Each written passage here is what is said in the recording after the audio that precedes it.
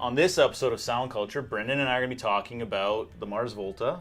Yeah, the De-Loused in the Comatorium, their debut album. And we're going to have some fun with this one because it is a pretty weird album. So yeah, it's unique to say the least. It's a game changer. If you've never heard of these guys before. All right, so let's get into it. All right, we're back. Another episode of Sound Culture. I'm Tim. I'm Brendan. And today we're talking about De-Loused in the Comatorium from the Mars Volta. Yeah, awesome album from 2003.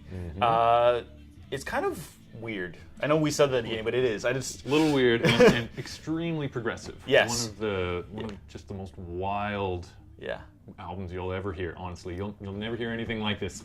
Yeah, so this album was made by Omar Rodriguez Lopez. Yeah, and Cedric Bixler-Zavala. Those were the two main guys, and those guys are just a fantastic team. Those guys, they have a history together. They used to be in a band called At the Drive-In, which was a little more rockin', a little less space rock, but they had a few really great albums, and it's amazing that they could stay together, and it's amazing what they've done together. So what this album is about is, it's a concept album. It is a story, and we were actually talking about this before we did the recording, but Brent and I were talking about how concept albums are actually amazing because, and I'll paraphrase what you said, but you can correct me if I'm wrong, that it's like watching a movie. You know, you don't want to just watch part of the story, you want to watch the whole thing. So, you know, you listen to Inertiatic ESP in Televators and you're like, yeah, these are great singles. But when you listen to the whole album and listen to them in context, it makes it a much more rewarding experience. Yeah, absolutely. And some of the songs will take you on such a journey, and you'll hear all sorts of effects that you just don't hear in other albums. For example, their introduction uses a theremin, and then when the song you were mentioning, Inertiatic ESP, comes in, it's nice and quiet, and then BAM! You get hit with just a drum beat that is in your face, and it gets right into it. Yeah. And it's just great. Yeah, I mean, there's other songs that are really cool too, like the opening track, Sun et Lumiere, has a great progression. I mean, there's tons of instrumentals in this, and it's weird. Again, I keep saying weird. It's weird because the instrumentation almost serves as a place for lyrics in a lot of cases. I find like the mood that they're evoking with these tracks, you know, there is sound, there is lyrics and melody, but the melodies are actually just as important. Yeah, and the melodies go all over the place. Omar A. Rodriguez Lopez is a master at using what we call diminished chords. Just to talk a little bit about the music theory, and those chords you have to use so tastefully in order for them to sound good, but if you do use them tastefully, they can really emphasize some of the other chords. If you put it next to a harmonious chord, it'll make it sound even more harmonious.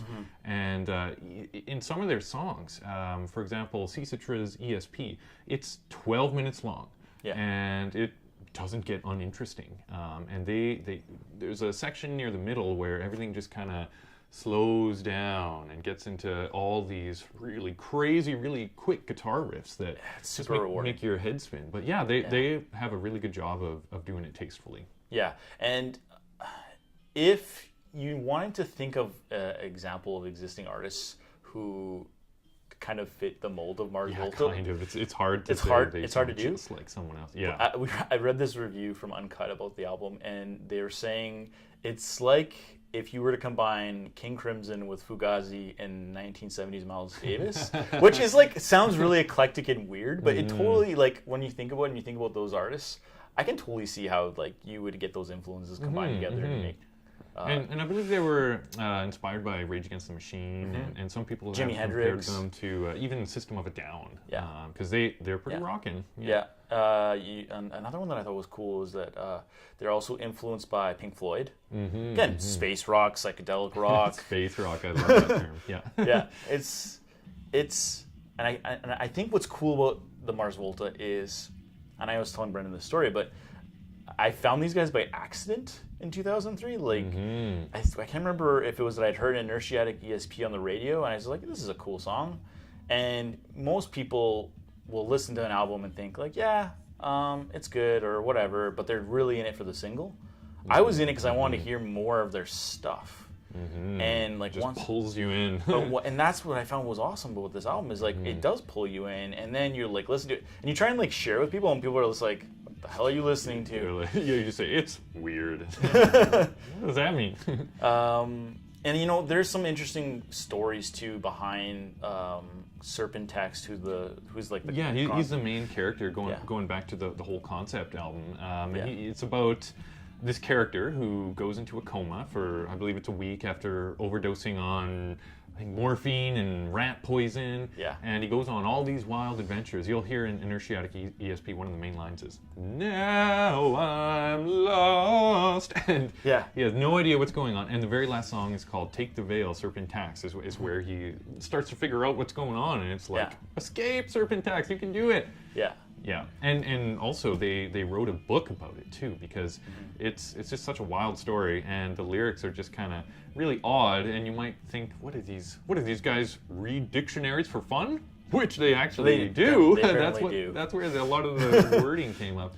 But yeah, the book is a lot more in depth, and it makes you think. Yeah, and incidentally, it is a concept album about this gentleman who goes on an overdose trip, but it is influenced by a very real story of a artist friend of Cedric's, Julio Venegas, I think, and I apologize if I pronounced it wrong, but he was an artist who died. I think it was a month before the album released. Yeah. No, that's a different thing. That was their founding member, Jeremy Wood. That's right. Yeah. Ward? Jeremy Ward. He overdosed on heroin before the album was released. But the artist friend who died was also of an overdose or something similar effect. And so like it's a dark album. Oh yeah. Yeah. There's a lot of darkness around this album. And there's a lot of confusion. Some of the lyrics are just, clipped side of the pink-eyed fountain. Yeah. How can that possibly make any sense? What is that supposed to describe? Even De-Loused in the Comatorium. Yeah. You go, what does that mean? What does that mean? Yeah. And you'll find too, like Brendan said, the diminishes. The diminished chords. It has a lot of dissonance, we call it, the opposite of harmony. That's why you got to use it tastefully.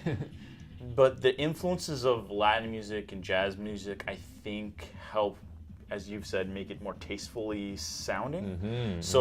Despite the dark tones, which obviously have like reverberated, pun not intended, but like reverberated into the music and the content itself, these music choices I think help sort of contain the story and make it a little bit more digestible. And at the same time they kind of expand your mind. This album is incredibly progressive, so some people will say it's toe-crunchingly terrible because they just like again the singles, or they just like the status quo sort of stuff, and other people are like, wow, this is like magic, I'm enlightened, it's like transcendental. So you can kind of go both ways depending on what kind of music you like. So that said, I think you should listen to it. You should give it a chance. It is an amazing album by a progressive rock band that has made a lot of really great stuff since. And on top of that, it's not like anything you would normally hear. I mean, whether or not you subscribe to the opinion that you should be listening to different kinds of music, if you're going to listen to different kinds of music, like, give these guys a shot. Like, this is definitely out there. Yeah, and if there are any drummers out there, I highly recommend checking out.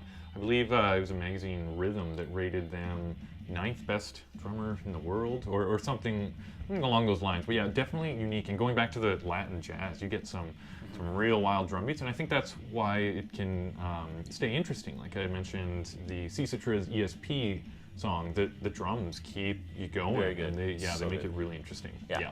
So if you liked it, like and share the video, and even better, subscribe to the channel. And thanks for watching. Yeah, thanks for watching. Until next time.